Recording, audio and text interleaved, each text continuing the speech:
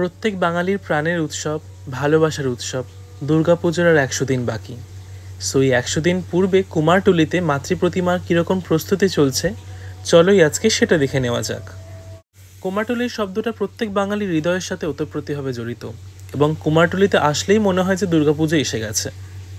কুমারটুলিতে যেহেতু পুজোর আর বেশি দিন বাকি নেই, তাই মাতৃপ্রতিমা প্রস্তুতির কাজ জোর কদমে চলছে।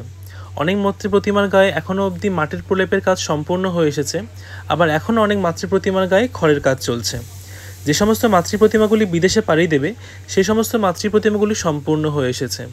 এখন যেহেতু বৃষ্টি আসন্ন, তাই অনেক মাতৃপ্রতিমাগুলি প্লাস্টিকের ত্রিপল দিয়ে ঢাকা রয়েছে। কুমারটুলিতে আমার সবচেয়ে প্রিয় মোহনবাসী রুদ্রপালের মাতৃপ্রতিমাগুলি, যেগুলো প্রায় অনেকাংশ কাজ সম্পূর্ণ হয়ে এসেছে।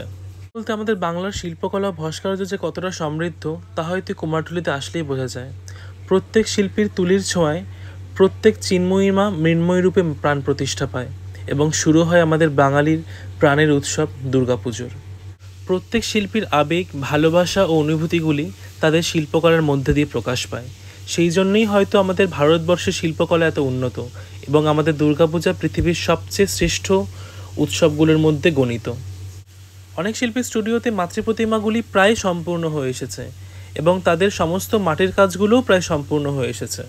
প্রত্যেকটা বাঙালি সারা বছর ধরে অপেক্ষা করে থাকে এই দুর্গাপুজোর ৫ থেকে ৬টা দিনের উৎসব ও আনন্দের জন্য, যার মধ্যে মিশে থাকে ভালোবাসা, আবেগ ও বাড়ি ফিরে আনন্দ।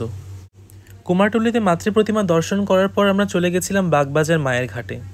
পরিবেশটা ছিল সত্যি অপূর্ব ও মনোরম। আমার ভিডিওটা ভালো লেগে থাকলে please like, comment and subscribe করে দিও। দেখা হচ্ছে পরের ভিডিওতে। Stay tune.